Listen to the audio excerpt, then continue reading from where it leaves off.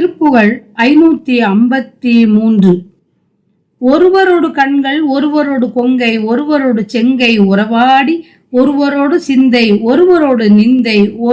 ஒருவரோடு இரண்டும் உரையாரை மறுவ மிக அன்பு பெருக உளதென்று மன நினையும் இந்த மருள் தீர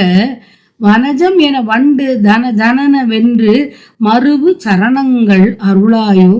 அரவம் எதிர் கண்டு நடுங்க அடல் ஈடு பிரச்சண்ட மயில் வீரா அமரர் முதல் அன்பர் முனிவர்கள் வணங்கி அடி தொழ விளங்கு வயலூரா திருவை ஒரு பங்கர் கமலமலர் வந்த திசைமுகன் மகிழ்ந்த பெருமானார் திகுத குதி என்று நடமிட முழங்கு திரிசிரகிரி வந்த பெருமாளே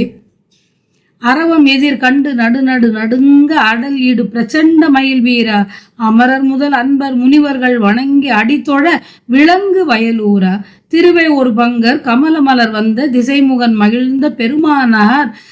தகுதி என்று நடமிட முழங்கு திரிசிரகிரி வந்த பெருமாளே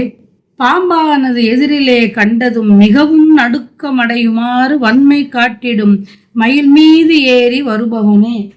தேவர் முதலான அன்பர்களும் முனிவர்களும் துதித்து நின் திருவடியை வணங்க விளங்கும் வயலூரில் வாழ்பவனே இலக்குமே ஒரு பாகமாக மார்பில் கொண்ட திருமாலும் தாமரை மலரில் வீற்றிருக்கும் நான்முகனும் மகிழ்ந்து போற்றும் சிவபெருமான் தகுதி என்று நடனமாட முழவு முதலான வாத்தியங்கள் ஒலிக்கின்ற திருச்சிரா பள்ளியில் வீற்றிருக்கும் பெருமாளே விலைமகளிர் ஒருவருடன் கண்களை கொண்டு உறவாடியும் ஒருவருடன் கொங்கைகளை கொண்டு உறவாடியும் ஒருவருடன் செங்கை கொண்டு உறவாடியும் ஒருவருடன் சிந்தை கொண்டும் ஒருவரை பழித்தும் வெறுத்தும் ஒருத்தருடன் வெறுப்பு என்ற இரண்டுமின்றி மௌனம் சாதித்தும் விளங்குவர் அத்தகைய மகளிரை சேர்வதற்கு மிக்க காதல் பெருக உள்ளது என்று உள்ளத்தில் நினைக்கும் இந்த மோக மயக்கம் நீங்க தாமரை என எண்ணி வண்டுகள் தனதன என்ன ஒலியுடன் வந்து பொருந்தும் நின் திருவடி தாமரைகளை காட்ட மாட்டாயோ